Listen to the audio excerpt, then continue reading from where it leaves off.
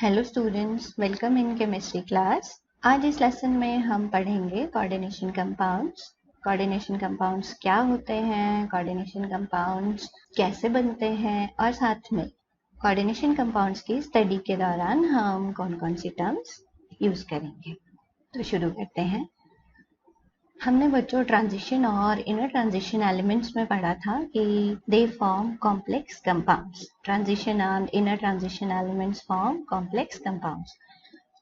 Actually modern terminology में in complex compounds को ही हम बोलते हैं कोऑर्डिनेट कंपाउंड्स।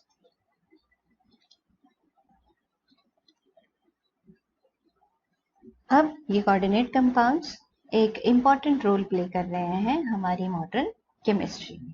आप इन कोऑर्डिनेट कंपाउंड्स की इम्पोर्टेंस समझ सकते हैं कि हमारे लिविंग सिस्टम में जैसे हीमोग्लोबिन है, that is a coordinate compound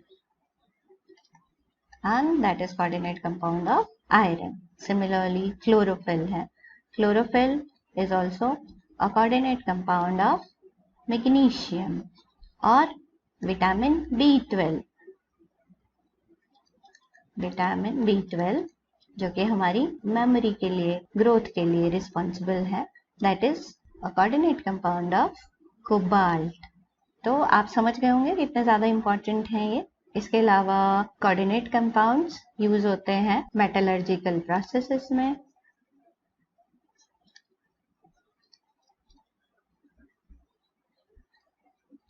analytical reagents use होते हैं ये, और इंडस्ट्रियल कैटलिस्ट भी यूज होते हैं। साथ में बच्चों इसके अलावा coordinate compounds they are used in textile dyeing, medicinal chemistry,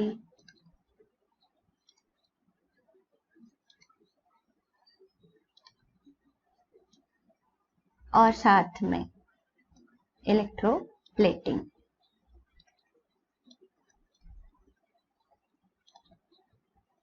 तो in a nutshell you can say that coordinate compounds are backbone of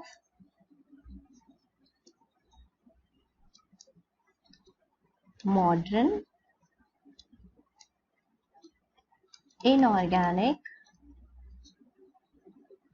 and bioinorganic chemistry and chemical industry. तो ये तो था कि कोऑर्डिनेट कंपाउंड्स इंपॉर्टेंट होते हैं हमारे लिए। कितने इंपॉर्टेंट होते हैं आप सोच सकते हैं। ये कोऑर्डिनेट कंपाउंड्स कैसे बनेंगे? तो बच्चों ये जो कोऑर्डिनेट कंपाउंड्स हैं, एक्चुअली मान लो हमारे पास हम दो या दो से ज्यादा स्टेबल सॉल्ट्स को मिक्स करते हैं, तो उनके कॉम्बिनेशन से जो हमारे पास कंपाउंड बनेगा, जनरली हम उन्हें बोल देते हैं एडिशन कंपाउंड। तो व्हेन वी मिक्स टू और मोर stable compounds in stoichiometric ratio,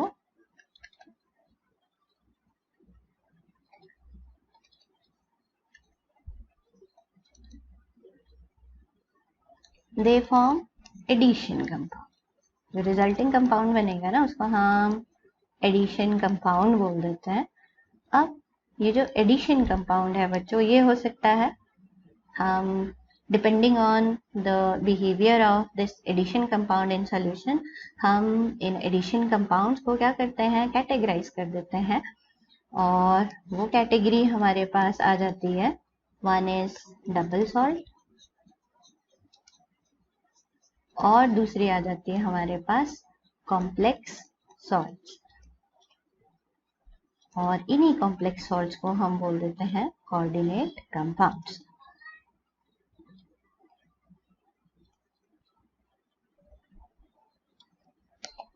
अब ये जो डबल सॉल्ट होंगे, डबल सॉल्ट मैंने कहा, आपको बताया कि हम इनको कैटेगराइज कर रहे हैं एडिशन कंपाउंड्स को on the basis of their behaviour in aqueous solution. तो double salt are the additional compounds, addition compounds which exist in solid state but lose their identity in solution। मतलब जो कि solid state में तो exist करते हैं, लेकिन exist in solid state but lose their identity in solution.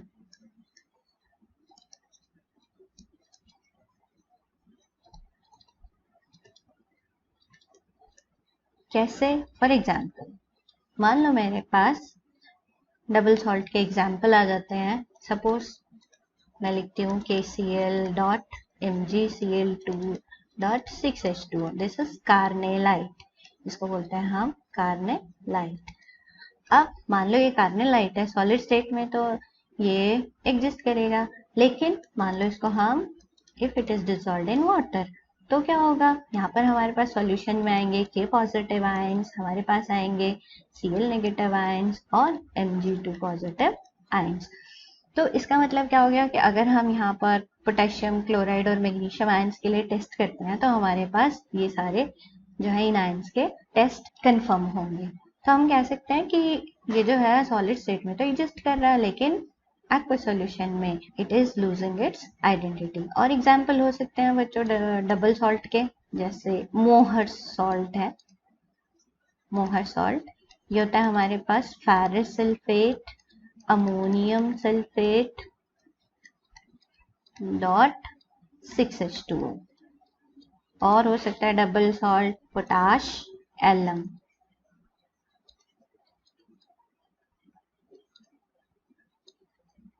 ये होता है बच्चों potassium sulphate, aluminium sulphate .24 water molecules. ये तो हो गए हमारे पास डबल सॉल्ट। और आपने एक और चीज याद रखनी है, डबल सॉल्ट्स के अंदर ये जो मेटल आयंस हैं दे शो देयर नॉर्मल वैलेंसी, मतलब जैसे पोटेशियम 1 पॉजिटिव है, Mg2 पॉजिटिव है, नॉर्मल वैलेंसी ये शो करते हैं। अब बात करते हैं हम कॉम्प्लेक्स सॉल्ट्स की। और कॉम्प्लेक्स सॉल्ट्स को क्या बताया मैंने और क्या कह सकते हैं हम? Coordinate compounds.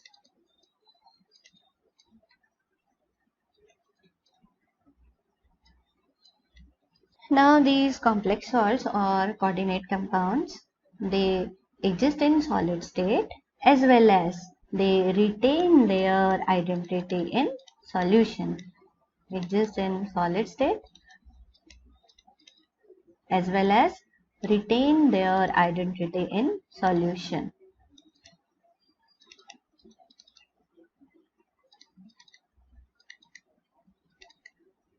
तो इस तरह से हमारे पास कॉम्प्लेक्स सॉल्ट्स आ जाते हैं। फॉर एग्जाम्पल, मान लो मेरे पास है पोटेशियम फेरोसाइनाइड।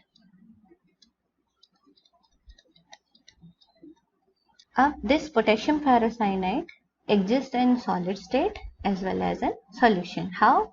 मान लो इसको हम वाटर में डिसॉल्व करते हैं तो क्या होगा बच्चों? मेरे पास ये इस तरह से आ जाएगा।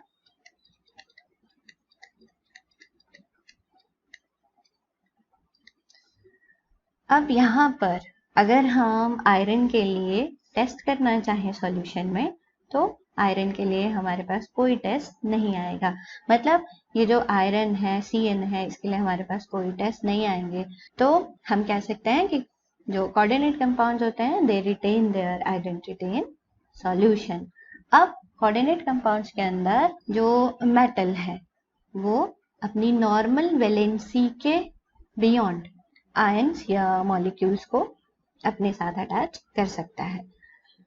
तो हम कोऑर्डिनेट कंपाउंड्स में कौन कौन सी टर्मिनोलॉजी यूज होंगी बच्चों, इसको फर्दर डिस्कस करेंगे। तो the terms used in study of coordinate compounds, तो सबसे पहले हम बात करेंगे कोऑर्डिनेशन एंटिटी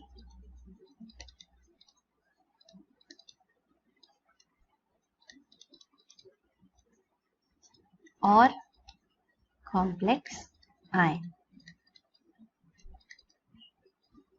अब ये क्या होगा बच्चों? Coordination entity. एक्चुअली जो कोऑर्डिनेशन एंटिटी है that constitute a metal atom and ions और molecules attached to it. For example, मेरे पास एक कंपाउंड है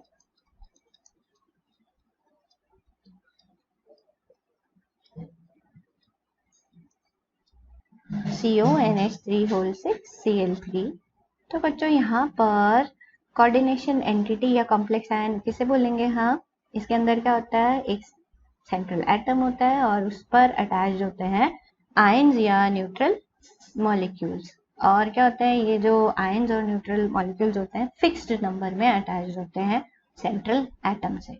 तो इस तरह से जो हमने ये स्क्वायर ब्रैकेट में ये जो एंटिटी लिखी है, इसको जनरली हम कोऑर्डिनेशन एंटिटी बोलते हैं या कॉम्प्लेक्स आयन बोलते हैं।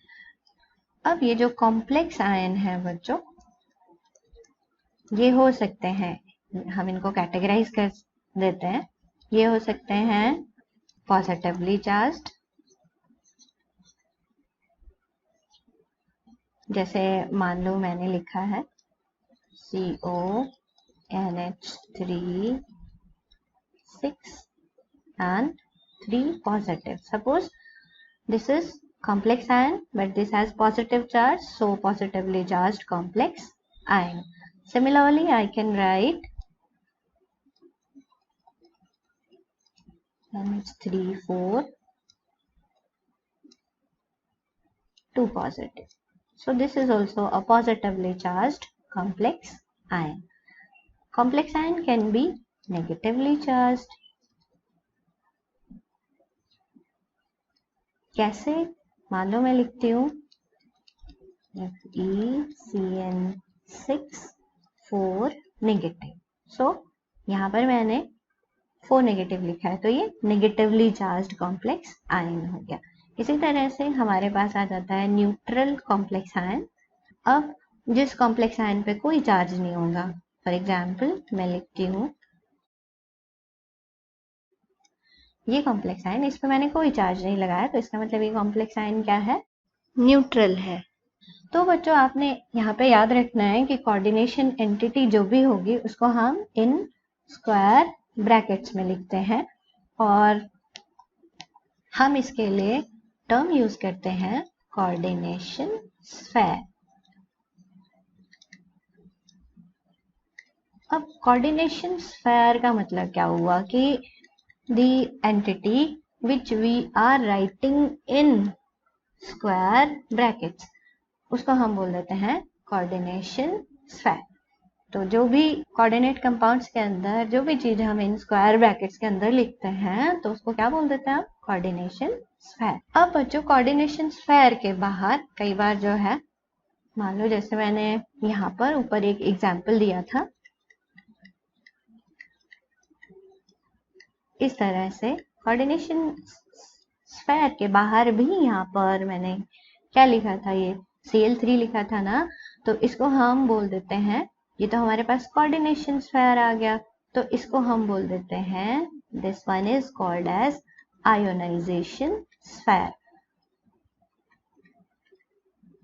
और कई बार हम इसको बोल देते हैं काउंटर आयन, इसी को हम क्या बोल देते हैं? Counter ion. Actually complex ion के चार्ज को बैलेंस करने के लिए हम लगाते हैं ये काउंटर आयन। तो जब हम किसी भी कोऑर्डिनेट कंपाउंड को वाटर में डालेंगे तो क्या होगा, ये वाला जो आयोनाइजेशन स्फीयर है वो सेपरेट हो जाएगा, आयोनाइज हो जाएगा, इसलिए वहां से नाम डिराइव किया हुआ है हमारा आयोनाइजेशन स्फीयर। नेक्स्ट टर्म बच्चों हम यूज करते हैं सेंट्रल एटम और आयन।